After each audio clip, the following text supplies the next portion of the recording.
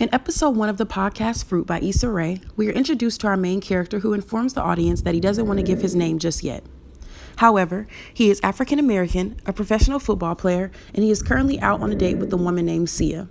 While on the date, he realizes a man is staring at him, and he stares back for a very long time before Sia snaps him out of it and then goes to get them both a drink. It is there he begins defending his sexuality. He talks about being attracted to women, never being with a man, and if he was attracted to a man, that couldn't be okay. I mean, he was a football player, so what would people think? Although he is a rookie football player, he doesn't enjoy the same things as his teammates, like going out and blowing lots of money in the club, on women, on drinks, on stuff just because you have the money to do so. That wasn't his MO.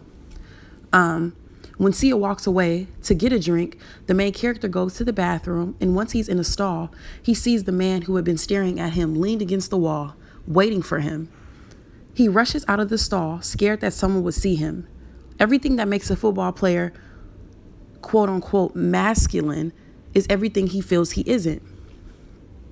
Issa Rae's deconstruction of the term masculine in the first episode of Fruit is apparent.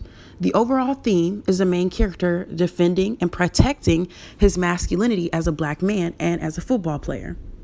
According to Sexuality, Masculinity, and Homophobia in Association Football by Jamie Cleland, the emergence of regulated and professional association football became a symbol of masculinity for millions of boys and men that subsequently became ingrained in future generations of male fans. One particular element of this was heightened sexism and homophobia. Not only must we pay attention to that in sports, we must also pay attention to those behaviors in the black community. It is rare that you can be masculine and be gay in the black community. However, our main character seems like he wants to be both, and that is perfectly fine. He seems to be fighting against a stereotype that is oftentimes placed on black men. In my opinion, it is because black men are viewed as alpha males, not just in the real world, but that's the image we see portrayed in media, in sports, that the black man is supposed to be alpha. Media ideologies are formed, and black men are always supposed to be straight, dominant, aggressive, kind of like saving the day almost. At the end of the episode, the main character kisses Sia, the woman he went out with. However, as he's narrating, he admits that he wishes he had the confidence and the guts to kiss the man he'd seen.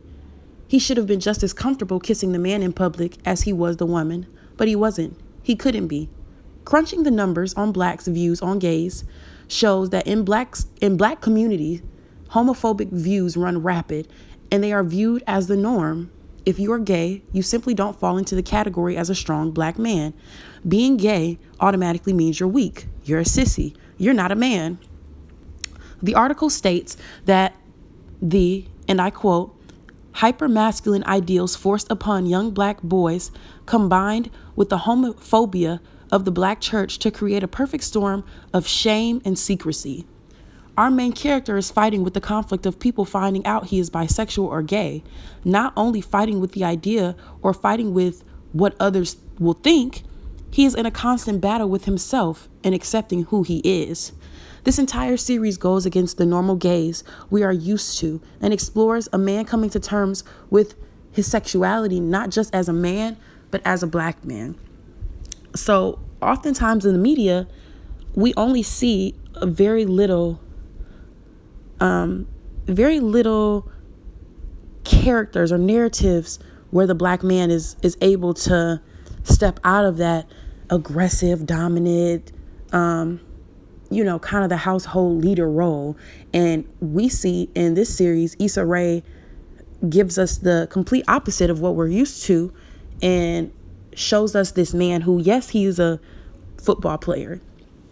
Yes, he's a black football player. Very attractive, very much falling into what we're used to. And then she kind of switches it up and we see that he's either gay or bisexual. And that, as we know, in not just in football, but in sports, period, is something that is frowned upon. So I applaud her for this series.